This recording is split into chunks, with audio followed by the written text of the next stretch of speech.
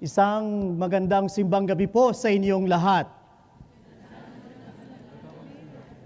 Parang hindi ata maganda ang inyong simbang gabi. Isang magandang simbang gabi po sa inyong lahat. Parang galit yung iba. Pwede ho bang malaman? Kasi ikapitong gabi na po ito, tama ba? Okay. Pwede ho bang malaman? Pakitaas ang kamay ng mga taong nakapitong gabi na walang ligo. Okay. Kasi ang lamig ng panahon ngayon, ano? Yung iba sa inyo, wisik-wisik lang. Di ba? Yung iba sa inyo, dinala lang yung makeup. Di ba? Dinala lang ng makeup. Mga kapatid, palakpakan po natin yung mga nakapitong gabi natin. Alam niyo po, napakinggan po natin sa Ebanghelyo ngayon ang pagbibisita ni Maria sa kaniyang pinsan na si... Wow, nakikinig kayo ha? Talaga. So, tayong mga Pilipino ay kilala sa pagtanggap ng bisita. Tama? Kaya nga sabi nila ang mga Pilipino daw ay hospitable. Kaya laging nasa hospital. Hindi. Diba? Sanay tayong tumanggap ng bisita at kapag tumanggap tayo ng bisita, iba. Tama? Kasi naalala ko nung ako'y bata pa, hindi ko masabing nung ako'y maliit pa kasi hanggang ngayon, maliit pa rin ako. Nung ako'y bata pa, nakikita ko to kung paano tumanggap ng bisita. Lalo na sa amin sa probinsya. Talagang matindi. Lalo na kapag mayroong piyestahan, may mga darating na matitinding bisita, inilalabas yung mga plato, di ba? Na bago. Yung plato na nakatago sa aparador, na hindi pwedeng gamitin yon. Yung mga kutsara at saka tinidor. Tama? At hindi lang basta-basta, may pangalan sa likod. May code, di ba? CBB1. Yung, cutics. Oh, sabi ko na nga ba, ang dami kong kapitbahay dito. Tapos, yung cover ng kama, ng sofa, pinapalitan. Dati naman, pag pangkaraniwang araw, mapanghis siya. Pero bakit pag may mga bisitang darating, talagang matindi? Yung mga kortina, ang gaganda. Tapos naglilinis ng bahay. Kaya minsan, nasabi ko sa amin, sana may bisita na lang lagi para malinis yung bahay. Ibang klase tayo. Tapos pag may biglaang bisitang dumating, pag walang ihahanda, mangungutang sa tindahan. At ay sinasabi, bili ka ng Cokes. Plural. Diba? Maraming Coke. Bili ka ng soft drinks, bili ka ng tinapay. Tapos, sana may bisita lagi kasi wala naman laging Coke sa bahay. Pero pag may bisita, sagana. Di ba? Ganito tayo pag tumanggap ng bisita. Bakit? Masaya tayong binibisita. Maliban na lang kapag ang bisita mo ay mangungutang sa'yo. Malayo pa lang, patay na ang ilaw nyo. Naalala ko yan pag nangangaruling. Pag may nangangaruling sa kapitbahay, pinapatay na namin yung ilaw sa amin. Kami na ang sunod Tapos nakailang kanta na, wala pa rin. Kaya maririnig mo na lang sa nangangaruling, thank you, ang kuripot ninyo. Di ba? Pero ito, ganito tayong mga Pilipino. Akbang-akbang ngayon sa atin, yung pagbasa, yung Ebanghelyo. Kasi si Maria, nung dinalaw niya si Elizabeth, tuwa ang dala niya. Di ba pag may bisita sa atin, tuwang-tuwa tayo. Tuwang-tuwa tayo habang binibisita tayo. Pag alis nila, iyak tayo. Kasi ang lakas kumain ng bisita. Yung dapat pang pamilya, pang isang tao lang pala, pang isang bisita. Di ba? Pero ganito yun Masaya tayo na tumatanggap ng bisita. Tingnan niyo po, si Elizabeth. Noong dumating si Maria, tuwang-tuwa siya. At hindi lamang tuwang-tuwa, ang sinabi niya, nagagagalaw. Yung bata sa kanyang sinapupunan, nung marinig niya ang bati ni Maria na dumating. Pag sinabi mong nagagagalaw yung bata sa tiyan, hindi ko pa naranasan ang mabuntis. Although minsan mukha akong buntis. Pero iba eh. Di ba? Sabi sa wikang English, leapt. So yung bata ay nagtatatalon. Si John the Baptist nagtatatalon, yehey! Nandito na sila! Parang ganun din tayo pag mayroon tayong inaasahang bisita. Lalo na kapag yung bisita mo ay mahalaga sa iyo. Napansin nyo yan? Pag umuwi ka sa inyo, after ng 50 years mo dito sa Abu Dhabi. Kasi yung kita ko sa inyo, yung iba, 50 years eh. Depende na yan sa hairline. Ako, 10 years na, kaya kalahati na. Siguro yung mga nasa likod, palagay ko, mga 60 yan. Di ba? Napansin nyo yun? Tuwang-tuwa yung pamilya mo. Sinasalubong ka sa airport. Ayaw mo man tanggapin to o hindi, pero mukha ka ng bisita. Kasi pagdating sa bahay nyo, iba na ang turing sa'yo. Iba nung peso pa lang ang binibigay mo. Ngayong dirhams na o dolyar na, iba. Pansin ko yun nung umuwi ako, nung hindi pa ako pare. Aba, tubig lang, hindi pa malamig. Nung naging pare na ako, juice na ang ibinibigay ng kapatid ko. Tapos, dati naman, pag dumating ako sa bahay nung hindi pa ako pare, talagang iba. Ang ibinibigay sa aking pagkain, may dalawa akong choices. Kumain ka o hindi. Yun lang. Pero ngayon, daig ko pa ang nasa restaurant. Ano ang kakainin mo sa mga susunod na araw? Para akong nasa restaurant. Hindi ba feel mo yan? Of course. Tanggapin na natin yung katotohanan na anong gusto mong kainin pagkatapos pambili? Yeah. Naalala mo yan? Tulog na tulog ka, ginising ka, tapos bibili lang pala ng sibuyas.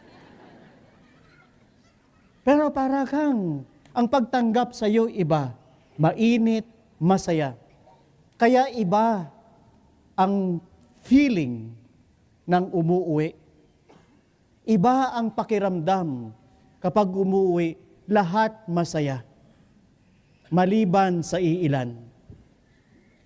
Una, yung manok.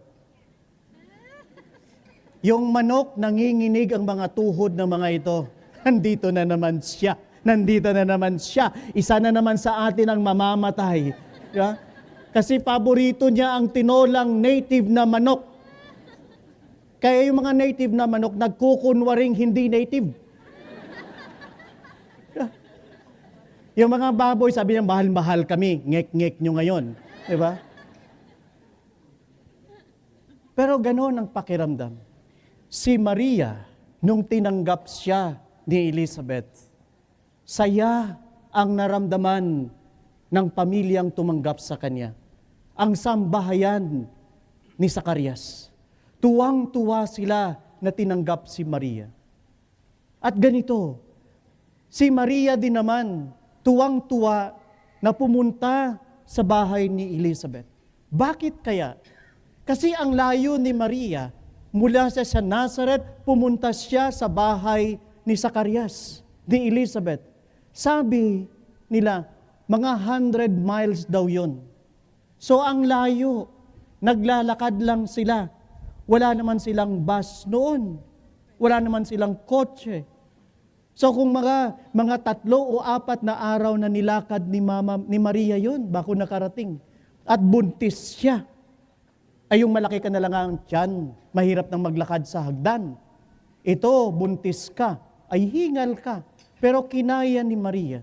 Bakit kaya si Maria, kahit buntis siya, pumunta siya sa kanyang pinsan na si Elizabeth? Dahil hindi pwedeng itago si Jesus. Hindi pwedeng itago yung mabuting balita. Hindi pwedeng itago, ikubli ang saya. Kayo ba nung naging masaya kayo? Kaya nyo bang hindi ngumiti? Hindi. Alam na alam ng mga magulang na yung mga anak nila in love. Kasi hindi naman kumakanta to dati. Ngayon naririnig ng nanay, kumakanta sa banyo. La la la la la, la la la la la la la la la. Ayun, nalunok yung tubig. Muntik nang malunod. Diba? Kasi nagmamahal. Masayang masaya. Hindi naman nakangiti lagi. Pero ngayon, nung ma-in love, iba ang ngiti. Labas ang gilagid. Diba? Ganito ang isang taong masaya. Si Maria, masayang masaya na tinanggap si Jesus sa buhay niya. Ipinagbuntis ito. At wala siyang mapagbahaginan, kundi yung kaniyang pinsan. Kaya iba, dapat ibinabahagi mo ang saya. Di ba kapag malungkot tayo, naghahanap tayo ng taong mahingahan. Di ba? Kaya yung iba, iniiwasan ka. Kasi hindi kaya yung hininga mo. Di ba?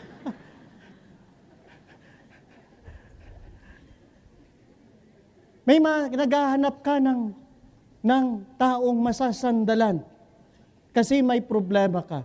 Ganon din kapag malungkot ka. Ang hirap kaya kapag masaya ka, tapos wala kang mapagbabahaginan. Mahirap yun. Napansin nyo yun nung na-promote ka. Tapos wala kang mapagbabahaginan. Anong ginawa mo? Uy, congratulations ha, congratulations. Tapos niyakap mo sarili mo, ay naku, congratulations, galing-galing mo. Galing, ganun. Kasi may gusto kang pagbabahaginan. Si Maria, hindi niya ma-contain yung saya niya. Kaya ibinahagi niya ngayon ito kay Elizabeth at saka sa sambahayan niya. Kaya yung taong masaya, kapag saya din ang naibabahagi niya, saya din ang naidudulot nito. Dito sa lugar na to, importante to sa atin. Kaya minsan naghahanap tayo ng taong masasaya. Kasi malimit ang naririnig na lang natin problema. Puro buntong hininga. Ha! Kaya minsan sabi ko, bakit hindi kaya maayos yung amoy ng simbahan? Kasi maraming dumating sa simbahan na nagbuntong hininga lang. Ay sabay-sabay. Ay aircon. Buti ngayon sa labas tayo. Mga kapatid, kailangan natin ito. Kaya ang isang taong masaya ay dapat ibinabahagi niya ang saya niya. Kung titingnan nyo, nagtagpo ang dalawang buntis. Ang mga taong parehong blessed. Si Elizabeth, matanda na siya, pero nagkaanak pa. Si Maria, pinagkalooban ng anak kahit bata pa siya. At ang anak na nasa sinapupunan niya ay anak ng Diyos. Parehong blessed. Kaya nung nagtagpo ang parehong blessed na tao, ano ang nangyari? Masaya. Masaya. Tanong ko sa inyo, pakiramdam niyo ba blessed kayo? So wala kang karapatang sumimangot. Pakisabi mo nga sa katabi mo o pakitanong mo, blessed ka ba? Pag hindi sumagot yan, humatching ka. Kasi may limit sabi, God bless you. Kasi ang isang taong pakiramdam niya, blessed siya, ay isang taong masaya. Kaya blessing din ang naibabahagi niya.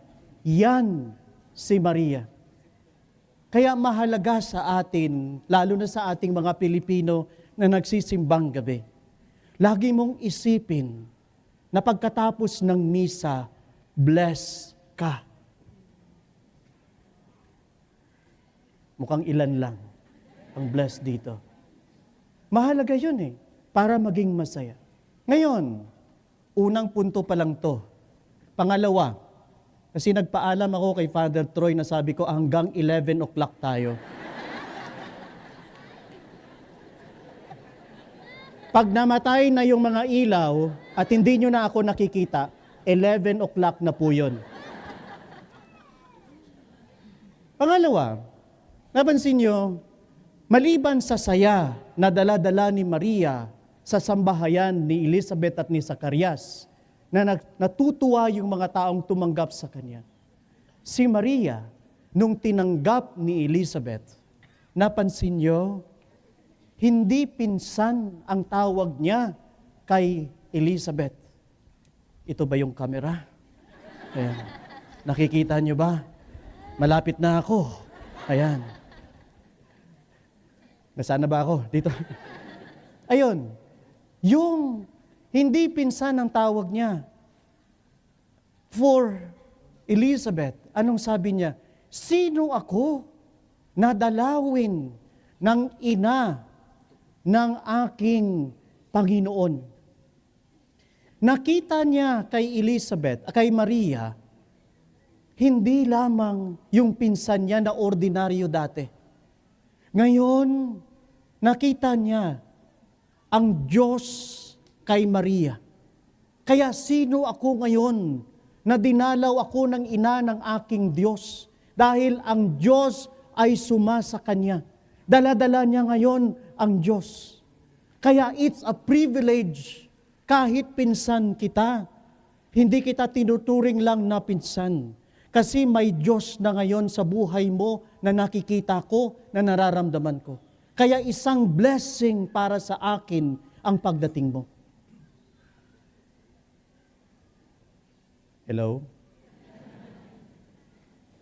Ito din ngayon ang isang hamon sa ating masasabi nating blessed. Kung ang Diyos na siyang dahilan ng pagpunta natin dito, although hindi lahat malamang, yung iba naghahanap ng jowa. Lord, 7 days na. Wala pang nagpaparamdam. Buti pa yung multo. Ramdam ba ng mga tao na nasa paligid natin na may Diyos sa atin? Kapag tinatanggap ba nila tayo, yung Diyos ba na dala-dala natin ang nararamdaman nila, ang nakikita nila? Sinaalala ko, pag may house blessing, di ba? Para sa ating mga Pilipino, napakahalaga ng house blessing. Ang pinabasbasan, maliit na bahay. Pero yung handa, pang fiesta. Kasi para sa kanila, iba ang dating ng blessing. Diyos ang dumadating. Ipapaliwanag ko lang na yung house blessing, hindi po ito pagpapalayas ng demonyo. Kasi kung yun ang dahilan, malamang lahat na nakatira sa bahay ay hindi makakapasok. Nasa labas na sila ng bahay. Ang house blessing, hinihiling natin sa Diyos na dumating siya. Kaya nga, masayang-masaya tayong tinatanggap ang pagdating ng Diyos. Ganito ang ginawa ni Maria. Nung dumating siya sa bahay ni Elizabeth, isang malaking blessing. Kayang tuwang-tuwa yung pamilya na i-welcome siya. Kasi ang pagdating niya, kasama yung Diyos na sa sinapupunan niya si Jesus, ay isang blessing. Kaya nga ang nakikita nila ay hindi pangkaraniwang pinsan, kundi ina ng Diyos. Nagre-react ang microphone. Mukhang hindi magkaulam ang laway ko at ang microphone na ito. Tumalsik ba? Holy water yan.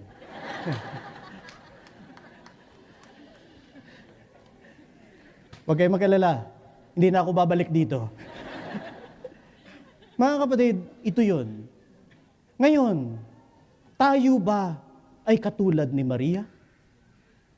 Na tuwing mayroon tayong dadalawin, mayroon tayong makakasalamuhang tao, na ang dala-dala natin ay Jesus, na siyang matatanggap natin sa misang ito, sa anyo ng tinapay at alak. Mamaya, pagdating ng komunyon, ang sasabihin sa atin ng minister o ng pari, ang katawan ni Kristo. Anong isasagot nyo? Ibig sabihin noon, tinatanggap mo ng maluwag sa buhay mo, itong tinapay na pangkaraniwan sa iba, pero para sa iyo, katawan ito ng Diyos ko na mapapasa akin. Iuwi nyo ngayon yung Jesus na yan na mapapasayo. At ibig ko rin sabihin, pagkatapos ng misang ito, umuwi kayo. Kasi isasara namin yung simbahan. Bawal po tumigil dito. Dalhin nyo ngayon yung Jesus na yan. At ikaw din mismo, na nakaranas at daladala ang Jesus na yan, ibahagi mo, uulitin ko, ang isang taong may Jesus sa buhay niya, katulad ni Maria, ay isang taong blessed.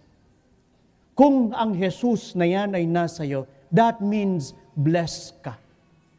Kaya dapat ang dalay-dala mo, blessing. Ang ibabahagi mo, blessing. Yung mga taong makakasalamuha mo, mararamdaman nila na blessed din ako kasi nasa iyo ang Jesus na siyang hinahanap ko. Kung pareho kayong blessed, mas lalo kayong magiging masaya. Kaya sana pakiusap ko, share that blessing. Bring that blessing home after this Mass. Kung umalis ka sa inyo na nakasibangot ka, ang haba ng mukha mo at ng nguso mo, umuwi ka ngayon na nakangiti at ang maging dating mo, milagro. Sasabihin, di ba? Milagro. Mukhang marami dito ang magmimilagro mamaya. Di ba? Milagro. Bakit? Pag uwi mo na nakangiti ka at masaya ka, sasabihin ng mga ka-flatmate mo, ng mga kasama mo sa bahay, tingnan mo nga naman, bruha nung umalis, anghel nung dumating.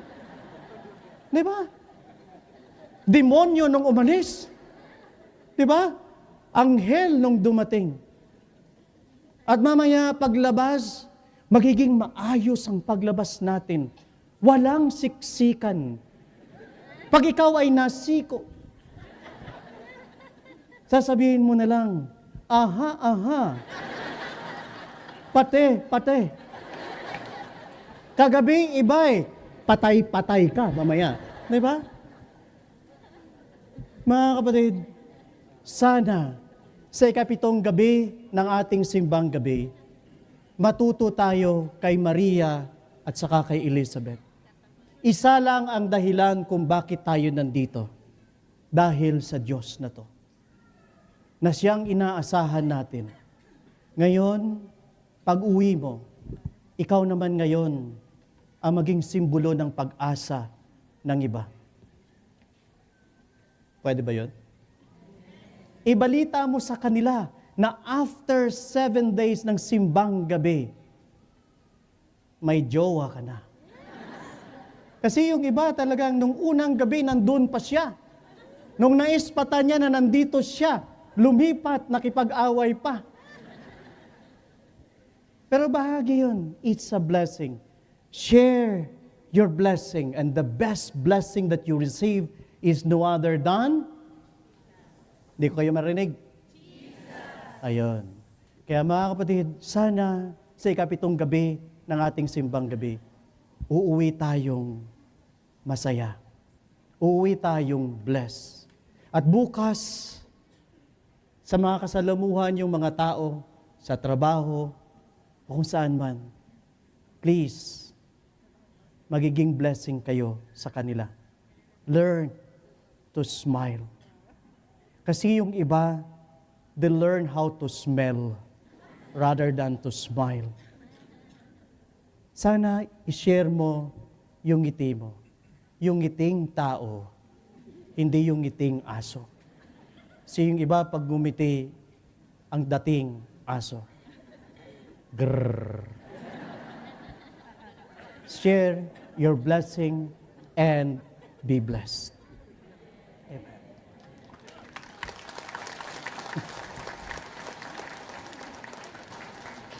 Parang may program dito ah. May palakpakan. Tapos na po ako, tumayo na kayo.